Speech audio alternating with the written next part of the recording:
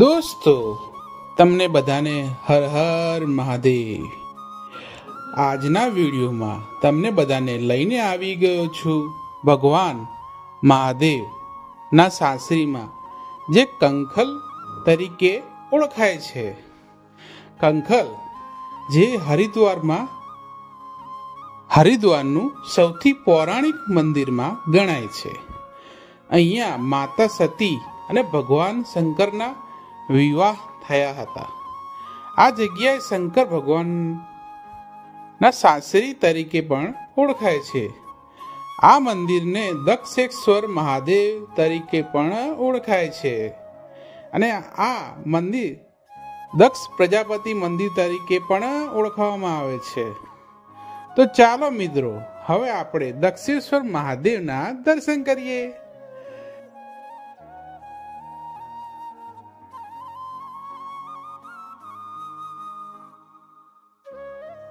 જે પૌરાણિક ઇતિહાસ છે તેના વિશે પણ જાણકારી આપીશું હું તમને.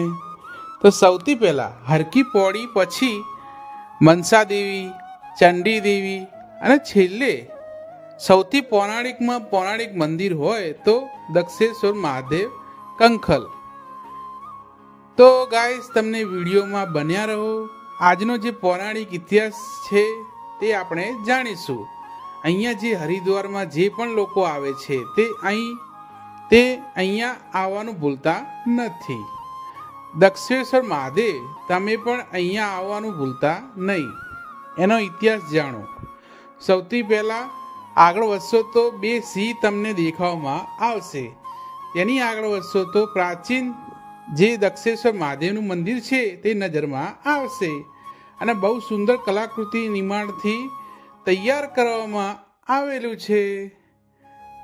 આ મંદિર અહીંયા નાના મોટા ઘણા પ્રાચીન મંદિરો છે, તેના પણ દર્શન કરાવીશું આપણે. જો તમને આ મંદિરના દર્શન કરવામાં હોય તો સબસ્ક્રાઈબ કરો મારી ચેનલને, અને તમને વધારેમાં વધારે માહિતી મળી રહે તે લાઈક કરજો, તો તમને આગળની માહિતી મળી રહે. તો માતા સતીનો જન્મ અહીંયા થયો હતો. નાનપણથી ભગવાન ભોલેનાથના ભક્ત હતા. નાનપણથી ભગવાન ભોલેનાથની બહુ સેવા પૂજા કરતા હતા. તે મોટા થયા ત્યાં સુધી ભગવાન ભોલેનાથના પ્રત્યે એમની શ્રદ્ધા વધતી ગઈ. તે પછી બિલકેશ્વર મહાદેવનું મંદિર છે. ત્યાં ઘણા વર્ષો સુધી તપસ્યા કરીને મહાદેવ પ્રસન્ન કર્યા. ભગવાન ભોલેનાથને પ્રસન્ન થયા તો માતા સતીએ વિવાહ કરવાનું કીધું તો ભગવાન ભોલેનાથે હા પાડી. આ વિવાહની વાત રાજા દક્ષ પ્રજાપતિને ખબર પડી તો આ વિવાહ માટે તે તૈયાર ન હતા, કારણ કે ભગવાન ભોલેનાથની વેશભૂષા જેવી હતી કે તેમના ગળામાં સાપ વીંટાયેલો હતો. આવું ઘણું બધું હતું. તે દેખીને રાજા દક્ષ પ્રજાપતિ વિવાહ માટે તૈયાર ન હતા. તેમની છોકરીના જીદની આગળ રાજા દક્ષ પ્રજાપતિને નમવું પડ્યું ને લગ્ન માટે હા પાડી ને પછી હિમાલયથી કંખલમાં લગ્ન કરવામાં આવ્યા. અહીંયા થયા હતા, કંખલમાં લગ્ન થયા હતા. માતા સતી અને મહાદેવ લગ્ન પછી રાજા દક્ષ પ્રજાપતિએ મોટો યજ્ઞનું આયોજન કરવામાં આવ્યું. તે યજ્ઞમાં બધાને આમંત્રણ આપવામાં આવ્યું. દેવી દેવતાઓને બધાને સમગ્રને આમંત્રણ આપ્યું. રાજા દક્ષ પ્રજાપતિએ પણ તેમના જમાઈને આમંત્રણ ના આપ્યું ભગવાન ભોલેનાથને.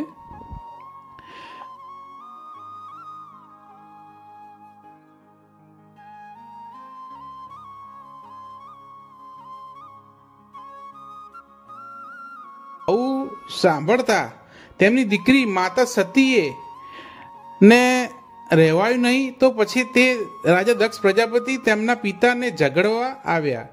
તેમના જમાઈ વિશે ખરી ખોટી સુનાવી તો માતા સતીને ખોટું લાગ્યું.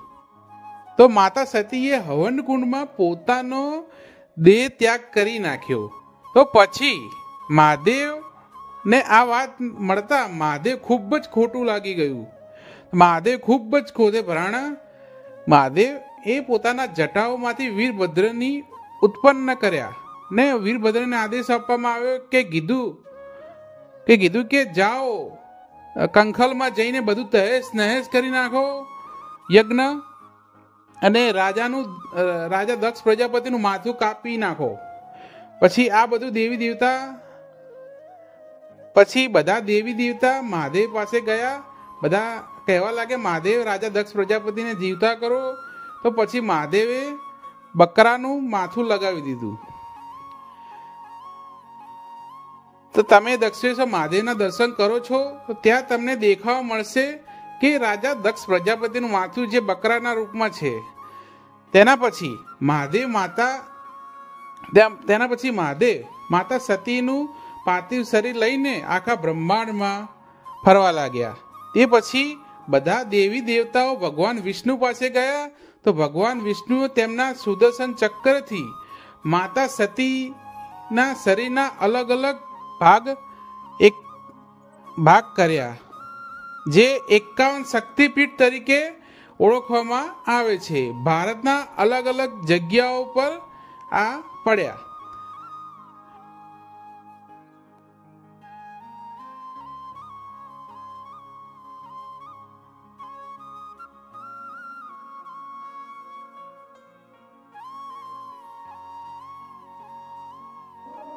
આ તમને પૌરાણિક ઇતિહાસ તમને કેવો લાગ્યો કોમેન્ટ બોક્સમાં અચૂકથી જણાવશો.